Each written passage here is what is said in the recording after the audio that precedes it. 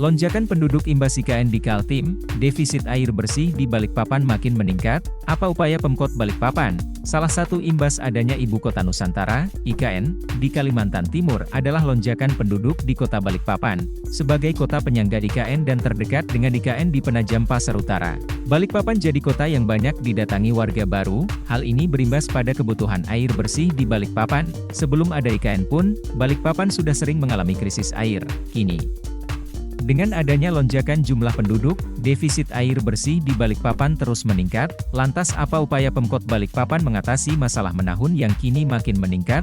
Pemerintah kota, Pemkot Balikpapan berencana melakukan desalinasi air payau di kawasan Balikpapan Barat. Kepala Badan Perencanaan Pembangunan Daerah Penelitian dan Pengembangan, Bapeda Litbang, Balikpapan, Murni mengatakan, langkah tersebut diambil untuk mengatasi krisis air baku di Balikpapan. Selain itu, mengingat semakin besarnya jumlah defisit air, terutama setelah perpindahan Ibu Kota Nusantara, IKN, di Kaltim, dengan adanya jumlah pendatang yang semakin besar. Tumbuhnya kebutuhan hunian membuat kebutuhan air turut meningkat. Murni menyampaikan bahwa pada tahun 2022 lalu, defisit air masih berkisar sekitar 600 liter per detik, kemudian menjadi 800 liter per detik pada 2023.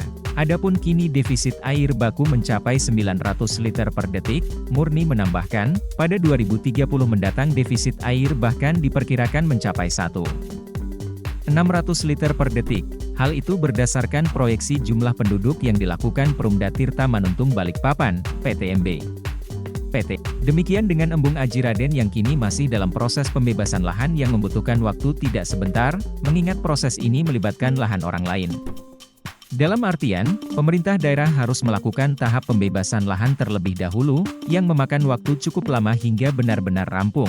Ia menyampaikan, perencanaan pembangunan Embung Aji Raden sudah berjalan sejak 10 tahun lalu, ketika itu kondisi Balikpapan belum mengalami defisit air baku.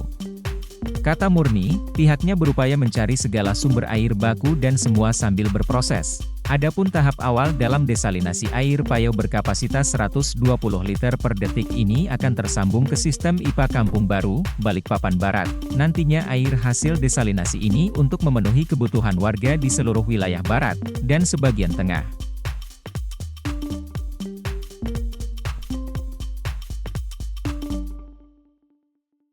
Download Tribun X sekarang, menghadirkan lokal menjadi Indonesia.